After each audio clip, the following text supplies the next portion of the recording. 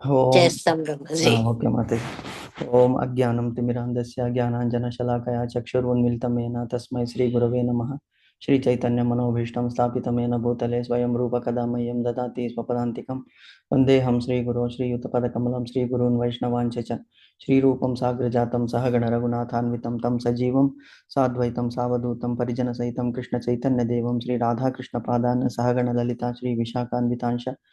नमो ओम विष्णुपादाय कृष्णप्रेष्ठाय भूतले श्रीमते भक्तिवेदांत स्वामिनीति नामिने नमस्ते सरस्वती देवी गौरवाणी प्रचारिणी निर्विशेष शून्यवादी पाश्चात्य देशतारिणे वाञ्छाकल्पतरुभ्यश्च कृपा सिन्धुभ्य एव च पतितानां पावनेभ्यो वैष्णवेभ्यो नमो नमः। नमो महावदान्याय कृष्ण प्रेम प्रदायते कृष्णाय कृष्ण चैतन्य नामने गौरत्विषे नमः। हे कृष्णा करुणा सिंधु दीनबंधो जगतपते गोपेश गोपिका कांत राधा कांत नमोस्तुते। तप्त कांचन गौरांगी राधे वृंदावनेश्वरी वृषभानुसुते देवी प्रणमामि हरिप्रिये। नीलांचल निवासाय नित्याय परमात्मने बलभद्र सुभद्राय जगन्नाथाय ते नमः। जय श्री कृष्ण चैतन्य प्रभु नित्यानंद श्री अद्वैत गदाधर श्रीवासादि गौर भक्त वृंद। हरे कृष्णा कृष्ण कृष्ण हरे हरे हरे राम राम राम हरे हरे। हरे कृष्णा कृष्ण कृष्ण हरे राम राम हरे हरे। हरे कृष्णा कृष्ण कृष्ण हरे राम राम हरे हरे। एकं शास्त्रं देवकी पुत्र गीतम् एको देवो देवकी पुत्र एव च। एको मन्त्रस्य तस्य नामानि यानि कर्मस्य एकं तस्य देवस्य सेवा। हरे कृष्णा कृष्ण कृष्ण हरे राम राम राम हरे हरे। हरे कृष्ण माता जी। హరే కృష్ణ ప్రభుజీ. हरे कृष्ण माता जी। So we were in 4.35 కదా నిన్న. అవును ప్రభుజీ. సో ఏం డిస్కస్ చేసాం కొద్దిగా రీక్యాప్ చేస్తా. జస్ట్ అంటే ఒట్టి మీనింగ్ చదివాం ప్రభుజీ, భాష్యం చదవాలి. ఓకే.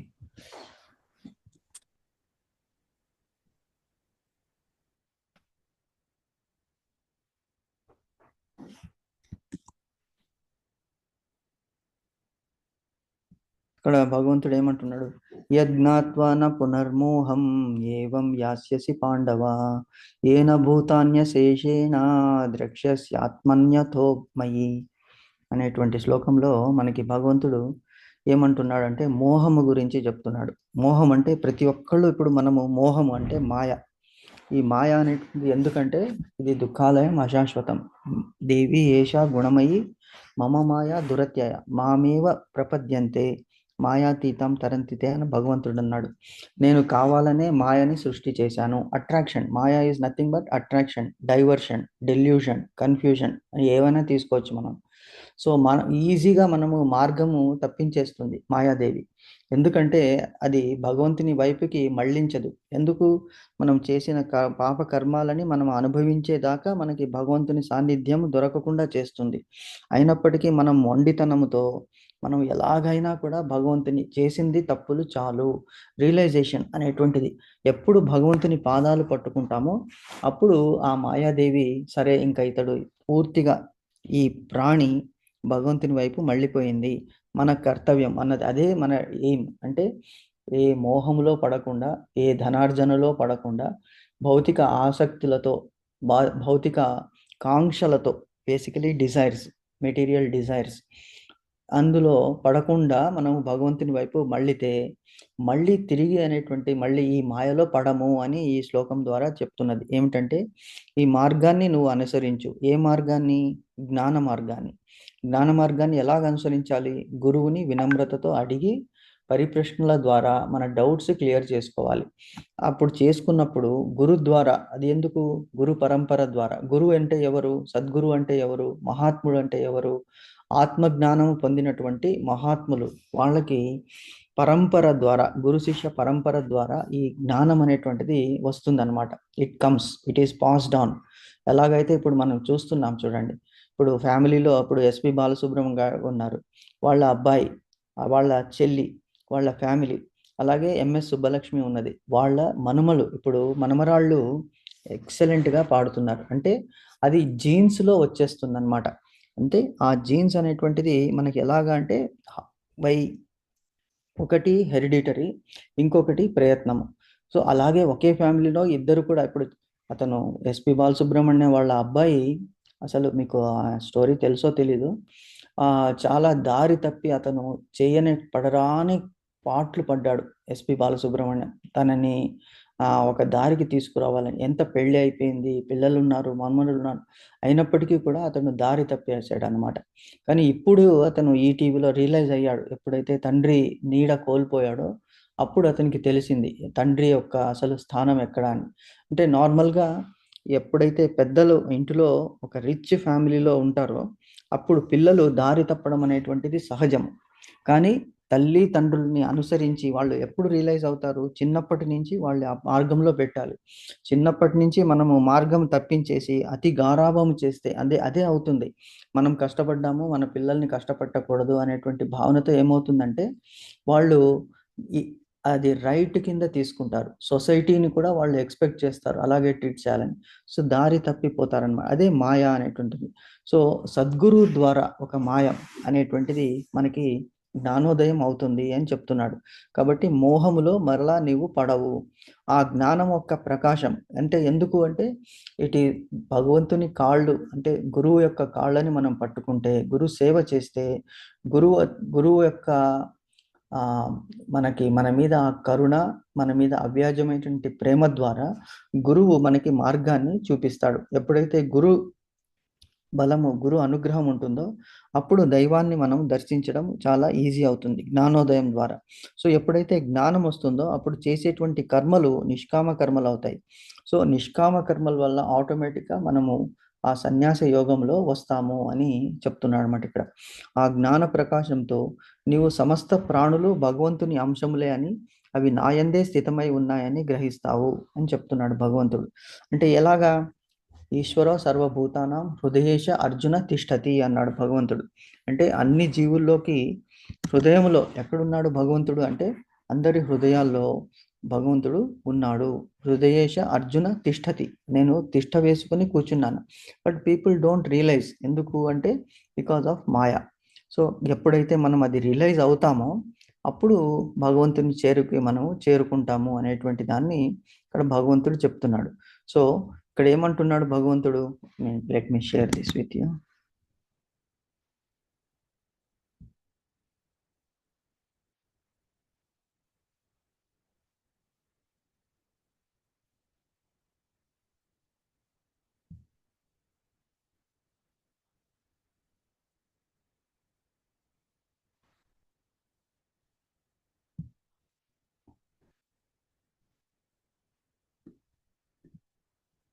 స్టక్ అయిపోయింది.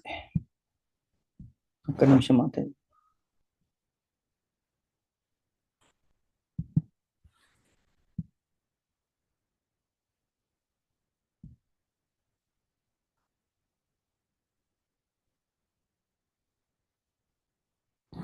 ఓకే. అలాగే డిస్కస్ చేద్దాం. మీ దగ్గర ఉంది కదా బుక్స్? భగవద్గీత బుక్ ఉంది కదా? ఉంది ప్రభుజీ. ఓకే. సో, ఆత్మదర్శి అయిన మహాత్ముని నుండి యథార్థ జ్ఞానమును పొందినప్పుడు నీవు తిరిగి ఈ రకముగా మోహమునకు గురి కావు. మనమందరూ మోహాలకి గురి అవుతున్నాము. కాబట్టే అంటే అరిషడ్ వర్గాలు అనేటువంటివి చాలా కేర్‌ఫుల్‌గా ఉండాలి. ఫస్ట్ కామము, desire. Desire can be anything. Possessions. కామం. కామం అంటే ఆ డిజైర్ మనకి ఆ కోరిక తీరనప్పుడు ఏమవుతుందంటే అది క్రోధము కింద పరిణామం అవుతుంది. అందుకే అన్నాడు భగవద్గీతలో భగవంతుడు ఏమన్నాడంటే ధ్యాయతే విషయాన్ పుంస. రోజంతా మీరు ఆలోచించండి ఒక్కసారి. మనమే ఉన్నప్పుడు ఆలోచించి మనం ఇవాళ పొద్దున్నుంచి అంటే పొద్దున్నుంచి లేచినప్పటి నుంచి రాత్రి పడుకునేంత వరకు మనసులో ఏమేమి థాట్స్ మనం ఎంటర్‌టైన్ చేశాము. కావాలని ఎంటర్‌టైన్ చేశామా? వాటంతట అవే వస్తున్నాయా? అనేటువంటి క్వెషన్ వేసుకోవాలి. వాటంతట అవే ఎలాగొస్తాయి అంటే it is how we trained our mind. Because we do not have focus on anything. So, ఇది అది అంటే ఈ ప్రపంచంలో ఎలాగుందంటే మనం కళ్ళు అందుకే అన్నారు. కళ్ళు మూసుకుని మనము ధ్యానం చేయాలి. కళ్ళు తెరిసి ఎందుకు ఈ ధ్యానం చేయకూడదంటే we cannot focus on anything. So, when we are going ధ్యాయతే విషయాన్ పుంస సంగస్తే శూపజాయతే సంగాత్ సంజాయతే కామ కామ క్రోధోభి జాయతే. ఫర్ సింపుల్ ఎగ్జాంపుల్ చూడండి. ఒక ఎగ్జాంపుల్ ఇప్పుడు ఐఫోన్ ఉన్నది. ఐఫోన్ అనేటువంటిది ప్రతి ఒక్కళ్ళు ఒక్కసారి ఐఫోన్ వాడిన తర్వాత మిగతా ఫోన్స్ వాడాలని ఎవరికీ అనిపించదు. ఎందుకు అది అంత పెద్ద అట్రాక్షన్. అంటే అందులో అటువంటి క్వాలిటీ సౌండ్ కానీ ఈజీ ఆపరేషన్స్ ఉన్నాయి. సో ఐఫోన్ ఇప్పుడు మనం కొన్నాము, ₹1,00,000 పెట్టి కొన్నాము. సరే అది మరి ఎన్నాళ్ళు వస్తుంది? Maybe 2 years or 3 years. మళ్ళీ మోడల్ చేంజ్ అయిపోతుంది, సాఫ్ట్వేర్ చేంజ్ అయిపోతుంది, మళ్ళీ కొత్తది కొనాలి. ఆర్ ఇంకొక మోడల్ వస్తుంది. ఇలాగా కార్లు, అంటే సో మెనీ అట్రాక్షన్స్. కార్లు కానీ, ఇళ్ళు కానీ, పక్కింట్లో వాళ్ళు కొన్నారు, ఎదురుగా చూస్తున్నాము, టీవీలో అడ్వర్టైజ్మెంట్స్ వస్తున్నాయి, ఇది లేకుంటే కుదరదు. చిన్న పిల్లల నుంచి ముసలి వాళ్ళ వరకు అడ్వర్టైజ్మెంట్స్కి యూస్ చేసేసుకుంటున్నారు. అంటే we are bombarded, our brain is bombarded with so many external attractions. మనంతట మనము కావాలని అడగము, అయినప్పటికీ మనల్ని ఫోర్స్ చేస్తున్నారు. ఆ మార్కెటింగ్లో, సేల్స్లో అదే బేసిక్ కాన్సెప్ట్ ఏంటంటే మనిషిని బొంబార్డింగ్ విత్ థాట్స్. అడ్వర్టైజ్మెంట్స్ కంటిన్యూస్గా చూసి చూసి చూసి ఏదైనా షాపుకి వెళ్తే అదే కొనాలి, ఆ బ్రాండ్దే కొనాలి అనేటువంటి మన మైండ్లో పడిపోతుంది. అలాగా మనం అందుకనే అన్నారు, ఇప్పుడు మనకి కృష్ణ భావనామృతంలో ఎందుకన్నారు, న్యూస్ పేపర్స్ చూడకండి, టీవీ చదవకండి. అంటే మనం ఒక్కొక్కటి పెంచుకుంటూ పోతున్నాము రిస్ట్రిక్షన్స్. అందుకే చాలామంది ఇస్కాన్లో రావడానికి, కృష్ణ భావనంతో రావడానికి అంటే వాళ్ళు అంత రుచి చూపరు. ఎందుకంటే అసలు జీవితం అనేటువంటిది చిన్నది, అందులో మనం ఎంజాయ్ చేయకుండా ఇటువంటి ఇన్ని రిస్ట్రిక్షన్స్ పెడితే అసలు ఎలాగా అంటే మనకి చిన్న పిల్లల్ని అట్రాక్ట్ చేసినట్లు ఫస్ట్ ప్రసాదముతో అట్రాక్ట్ చేస్తారు ఇస్కాన్లో. కొంతమంది అంటారు ఇస్కాన్లో వీళ్ళు బ్రెయిన్ వాష్ చేసేస్తున్నారు, అసలు మనిషిని వాళ్ళు ఎంత బ్రెయిన్ వాష్ చేసేసి ఇంకా కృష్ణ తప్ప ఇంకా వేరే లేదు అని అంటున్నారని క్రిటిసిజం మనం వింటున్నాము. కానీ బ్రెయిన్ అనేటువంటిది వాష్ చెయ్యాలి. ఎందుకంటే ఇన్నాళ్ళు మనము అజ్ఞాన అంధకారంలో పడి కొట్టుకుని అసలు ఏమిటి మన జీవితము, మనం ఏమిటి, మనం మనుషులా లేకపోతే పశువులా అనే విధంగా ప్రవర్తిస్తూ వస్తున్నాము. ఆ వాష్ చేస్తే అప్పుడు మనకి ఒక జ్ఞానోదయం అనేటువంటిది కలుగుతుంది. అదే ఇక్కడ చెప్తున్నాడు భగవంతుడు. అంటే వాళ్ళు ఏదైనా చెప్పని మనకి ఏది కరెక్ట్ అనిపిస్తుంది. ఇక్కడ ఈ కృష్ణ భావనామృతంలో వచ్చిన తర్వాత తెల్లటి హంసలు ఎలాగ మానస సరోవరాన్ని వదిలి ఉండలేవు, అవి వేరే ఎక్కడా సర్వైవ్ కాలేవు. మనం వింటున్నాం కొన్ని పక్షులు అంటార్కిటా ఖండం నుంచి ఇండియాకి వచ్చేస్తాయి. కొన్ని 6,000 7,000 కిలోమీటర్లు, ఎస్పెషలీ డ్యూరింగ్ సమ్మర్. ఆ సమ్మర్లో అక్కడ ఎక్కడికి వస్తాయి, మానస సరోవరం దగ్గరికి వస్తాయి. అక్కడికి వచ్చి కాశ్మీర్లో ఉన్నటువంటి లేక్స్ దగ్గరికి వస్తాయి. ఎందుకంటే అక్కడ అంటార్క్టికాలో ఆ టైంలో వాళ్ళు ఇట్ కెనాట్ అక్కడి నుంచి ఇక్కడికి వచ్చి స్వచ్ఛమైనటువంటి గాలి నీరు పీల్చుకోవడానికి వితౌట్ నాన్ స్టాప్ ఎగురుతాయట అటువంటివి. సో ఆ హంస ఎలాగున్నది, మంచి చెడు అనేటువంటి దాన్ని ఈజీగా వీ హ్యావ్ టు డిస్టింగ్విష్.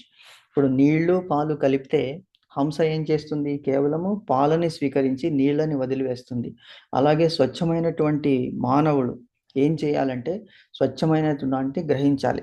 ప్రతి ఒక్క మనిషిలో కూడా, ప్రతి ఒక్క మతములో కూడా మంచి ఉంటుంది, చెడు ఉంటుంది. కానీ కేవలం మంచిదాన్ని మట్టుకే మనము స్వీకరించాలి. ఇక్కడ ఎందుకు ఫోకస్ చేస్తున్నాము మనము ఓన్లీ కృష్ణ అంటే, మీకు 33 కోట్ల దేవతలు ఉన్నారు. సో ఎవరిని సేవించాలి? విఘ్నేశ్వరుని సేవించాలా, హనుమంతుని సేవించాలా, శివుణ్ణి సేవించాలా, లేకపోతే లక్ష్మీదేవినా, పార్వతీదేవినా, సరస్వతీదేవినా, బ్రహ్మదేవున్నా? అలాగే చాలామంది దేవతలు ఉన్నారు, అష్టదిక్పాలకులు ఉన్నారు, వరుణుడు ఉన్నాడు, అగ్ని ఉన్నాడు. మరి ఇవన్నీ కూడా వేదాల్లో చెప్పారు కదా. మీరు అగ్నిదేవుణ్ణి పూజిస్తే మీకు సకల ఈతి బాధలు, తర్వాత జీర్ణ సమస్యలు పోతాయి. వరుణదేవుణ్ణి ప్రార్థించండి, మీకు మంచి వాటర్ సోర్స్ లభిస్తుంది, స్వచ్ఛమైనటువంటి నీళ్లు తాగితే ఆరోగ్యం బాగుంటుంది. సరస్వతీదేవిని పూజించండి, విద్య అబ్బుతుంది. లక్ష్మీదేవిని పూజించండి, డబ్బులు వస్తాయి. ఇలాగా వేదాల్లో అన్నీ ఇవే చెప్పారు. కానీ భగవంతుడు ఎందుకు అంటే మనము దారి తప్పిపోతాం, అంటే మాయ అన్నమాట. అందులో వెళ్ళిపోయి అక్కడే మేము కూడా చిన్నప్పటి నుంచి హనుమంతులు ఆ ఇస్కాన్లో మేమేమిటి, మా ఇంటి దగ్గర ఒక చిన్న హనుమంతుని దేవాలయం ఉండేది. గణేశుడు, విఘ్నేశ్వరుడు, హనుమంతుడు, నవగ్రహాలు. చిన్నప్పటి నుంచి అక్కడికి వెళ్ళి మనం ప్రదక్షిణలు చేసేవాళ్ళం ఇంటి దగ్గర నుంచి. ఎప్పటి వరకు? ఇస్కాన్లో ఈ కృష్ణ భావనామృతంలో జాయిన్ అయ్యేంత వరకు కృష్ణుడే భగవంతుడు మనం చూస్తున్నాము, వింటున్నాము, అయినప్పటికీ అంగీకరించలేకపోతున్నాము మనసుకి. ఎందుకు? 30 ఇయర్స్, 40 ఇయర్స్, 50 ఇయర్స్ ఒక దేవతని మనము సర్వ ప్రాణముగా కంటే ఎక్కువగా ప్రేమించి వాళ్ళ ద్వారానే ఎంతో బెనిఫిట్స్ పొందాము. అంటే ఇంకా వదలడం ఇష్టం లేదు. మరి ఎలాగ వీళ్ళు కృష్ణ భావనామృతం అంటున్నారు అంటే, జీవితం యొక్క లక్ష్యం ఏమిటి? హనుమంతుల వారే అన్నారు. ఏమిటి? మీరు నా రాముణ్ణి ఈ భౌతిక జగత్తులో ఉన్నటువంటి కోరికలను కోరకండి. మీకు ఏదైనా భౌతిక జగత్తులో ఉన్నటువంటి కోరికలు కావాలంటే నన్ను అడగండి. నేను తీరుస్తాను. నా స్వామి అనుగ్రహం తీసుకొని నేను తీరుస్తాను కానీ, నా రాముణ్ణి బాధ పెట్టకండి. ఆయన ఏం చేస్తాడు? శ్రీరామచంద్రుడు స్వర్గాన్ని అందరికీ స్వర్గాన్ని తన రాజ్యంలో ఉన్నటువంటి ప్రతి ఒక్క ప్రాణిని కూడా తనతో పాటు స్వర్గానికి తీసుకువెళ్ళాడు శ్రీరామచంద్రుడు. మరి అది కోరుకోండి మీకు.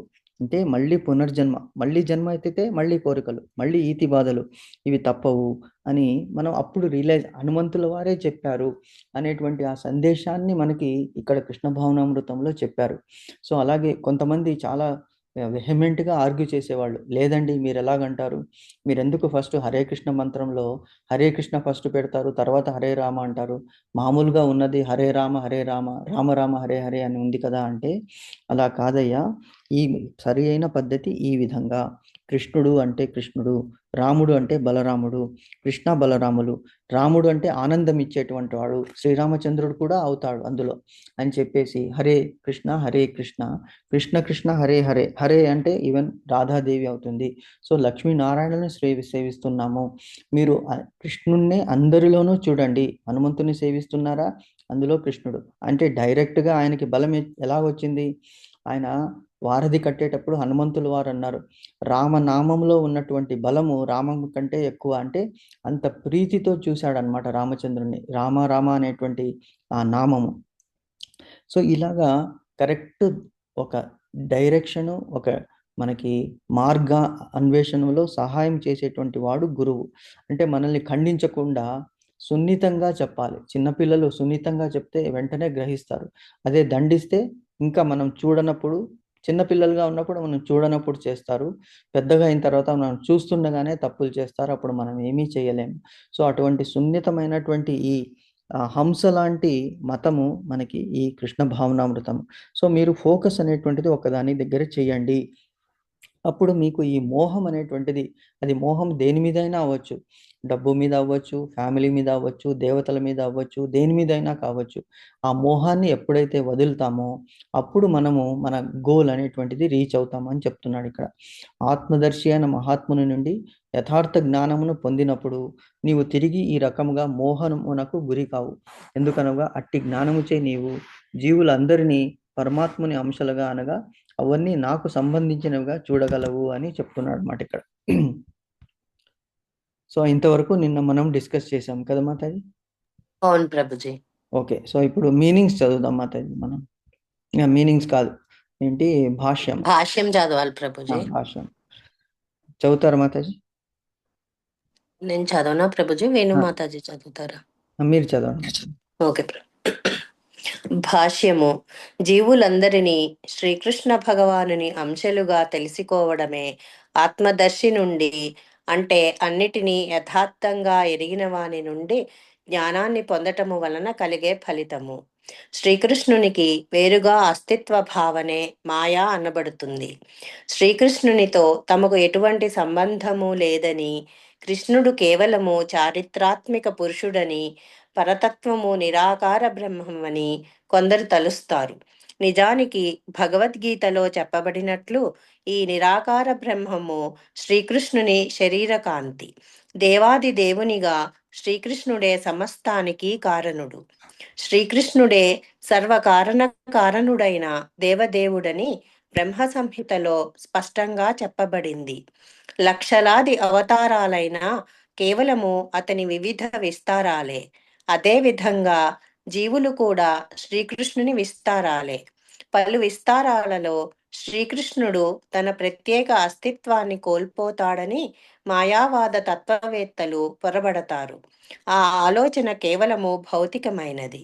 దేనినైనా ముక్కలుగా చేసినప్పుడు అది తన మూల రూపాన్ని కోల్పోవడం ఈ జగత్తులో మన అనుభవము. కానీ పూర్ణమంటే ఒకటిని ఒకటితో కూడితే ఒకటేనని, ఒకటి నుండి ఒకటిని తీసివేస్తే కూడా ఒకటేనని మాయావాద తత్వవేత్తలు అర్థం చేసుకోలేరు. పూర్ణ జగత్తులో స్థితి ఈ విధంగా ఉంటుంది. ఇక్కడ వరకు చేద్దాం మాతాజీ. ఓకే ప్రభుజీ. ఇక్కడ డిస్కస్ హరే చేద్దాం. కృష్ణ ప్రభుజీ. హరే కృష్ణ. థ్యాంక్ యూ మాతాజీ. హరే కృష్ణ. సో ఆత్మానుభూతిని పొందిన మహాత్ముని నుండి లేక తత్వజ్ఞుల నుండి జ్ఞానమును పొందుట ద్వారా కలుగు ఫలితమే జీవులన్నీ దేవాది దేవుడు శ్రీకృష్ణ భగవానుని అంశాలు అని ఎరుగుట. అంటే ఎలాగా మహాత్ములందరూ కూడా ఇప్పుడు మనం చూస్తుంటాం. ఇప్పుడు ఎలాగున్నారు మహాత్ములు అంటే అందరిలోనూ they can see the Almighty. భగవంతుడే అన్నాడు ఏంటి, ఈశ్వరో సర్వభూతానాం హృదయేశ అర్జున తిష్టతి. ఈశ్వరుడు అనేటువంటి నేను అందరి హృదయాల్లో తిష్ట వేసుకుని కూర్చున్నాను. నేను భగవంతుడు చెప్పినప్పుడు మరి సాధన ద్వారా మనము మన ఆత్మానుభూతి మనం ఎవరు అనేటువంటిది ఫస్ట్ తెలుస్తుంది. దాన్ని తెలిసిన తర్వాత మిగతా వాళ్ళందరిలో కూడా భగవంతుడు ఉన్నాడు అనేటువంటిది మనకు తెలుస్తుంది. ఇప్పుడు మనము ఎవరైనా ఎదురుగా కనిపించినప్పుడు మాట్లాడినప్పుడు నమస్కారం పెడతాం. ఎందుకు ఆ నమస్కారం ఎక్కడ పెడతాము? మన హృదయం దగ్గర 2 చేతులు జోడించి నమస్కారం పెడతాం. అంటే నా హృదయంలో ఉన్నటువంటి భగవంతుడు నీ హృదయంలో కూడా ఉన్నాడు. కాబట్టి అటువంటి భగవంతునికి నేను నమస్కరిస్తున్నాను. Because I'm able to see the Almighty in your heart. అందువల్లనే అది రెస్పెక్టు, గౌరవము అని అనిపించుకుంటుంది అనమాట. ఇది మహాత్ములకి ఈజీగా అర్థమవుతుంది, కానీ మనకి అర్థమవడం కష్టం. అదే ఇక్కడ చెప్తున్నాడు ఈయన ఏమని, ఏమిటి, ఆత్మానుభూతిని పొందిన మహాత్ముని నుండి లేక తత్వజ్ఞులు అంటే those who have seen the almighty. వాళ్ళు భగవంతుని దర్శనాన్ని వాళ్ళు పొంది ఉంటారు. కాకపోతే వాళ్ళు మామూలుగా మన మానవుల్లాగానే ఉంటారు, కానీ వాళ్ళకి ఆ ప్రారబ్ధ కర్మల వలన ఈ మానవులందరి మధ్యలో ఉండాల్సి వస్తుంది. ఫర్ ఎగ్జాంపుల్ ఇప్పుడు మనకి మంత్రాలయం, మీకు కర్నూలులో ఒక మంత్రాలయం అనేటువంటిది ఒక పవిత్రమైనటువంటి ప్లేస్ ఉన్నది. అక్కడ రాఘవేంద్ర స్వాముల వారు 700-800 సంవత్సరాల క్రితం వెలిశారనమాట ఆ ప్రదేశంలో. అలాగే మనం ఈవెన్ షిరిడి సాయిబాబాని చూస్తున్నాము. ఇలాంటి మహాత్ములందరూ కూడా వస్తారనమాట. మరి వీళ్ళ ఎందుకు ఎగ్జాంపుల్స్ తీసుకుంటున్నామంటే వీళ్ళు గురు పరంపర ద్వారా వీళ్ళు ప్రజలకి మంచి చేయడానికి వచ్చారు. సో ఆయన రాఘవేంద్ర స్వాముల వారు ఏం చేశారు, ప్రతి ప్రదేశానికి తిరిగి కృష్ణ భావనామృతాన్ని, రామ మంత్రాన్ని ఉపదేశించారు. కానీ అందులో ప్రజలు ఏం చేశారు, నార్మల్గా ఒక మహాత్ముని మనం కలిస్తే మనము భౌతిక కోరికలే కోరుకుంటాము. అలాగే ఆయన దగ్గర కూడా ఒక అతను వచ్చి తనకి కష్టాలు నివేదించుకున్నప్పుడు ఆ కష్టాలన్నిటినీ ఆయన మార్చాడు. చాలా ఉన్నాయి ఆయన మహిమలు. ఒకప్పుడు ఆయన్ని ఒక భిక్ష అని ఇంటికి పిలిచారనమాట. ఇంటికి పిలిచినప్పుడు నార్మల్గా సన్యాసులు వంట వాళ్ళే వండుకోకూడదు. ఎవరైనా ఇలాగ అరేంజ్ చేస్తే గృహస్థులు వాళ్ళ ఇంట్లో ఒక రోజుకి ఒకరి దగ్గరికి వెళ్తూ ఉంటారు వాళ్ళు. సో అలాగా ఆయన ఇంటికి వచ్చాడనమాట. వాళ్ళకి లేక ఒక సంతానం కలిగినప్పుడు వాళ్ళు ఆనందం పట్టలేక స్వామిని ఆహ్వానించి భిక్ష ఏర్పాటు చేశారు. భిక్ష ఏర్పాటు చేసినప్పుడు అక్కడ వేసవి కాలంలో మామిడి పండ్లు అంటే రసాన్ని పిండుతున్నారు. ఆ పక్కనే వంట అంతా వండుతున్నారనమాట. సో చాలా పెద్ద గంగాళమైనది. ఆ చిన్న పిల్లవాడు వచ్చి ఏం చేశాడు, ఆ మామిడి రసం పిండిన దాంట్లో పడిపోయాడనమాట. మాతాజీ ఒక్క నిమిషం మాతాజీ, ప్లీజ్ 1 సెకండ్. లేచాడు బాబు, 1 నిమిషం.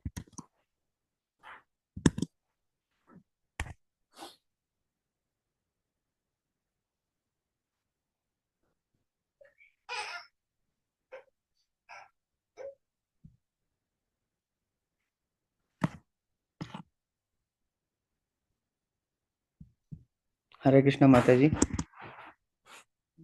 हरि बोल. హరే కృష్ణ ప్రభుజీ. మాతాజీ ఇక్కడికి స్టాప్ చేస్తున్నాను ఇవాళ. ఓకే ఎవరు లేరు, అందుకే రేపు కంటిన్యూ చేద్దాం మాతాజీ. ఓకే ప్రభుజీ. సారీ మాతాజీ. హరే కృష్ణ ప్రభుజీ. హరే కృష్ణ. ఇంట్లో ఎవరు లేరు, బయటికి వెళ్ళారు. Okay Prabhuji. Okay thank you మాతాజీ. హరే కృష్ణ మాతాజీ. హరే కృష్ణ. హరే కృష్ణ.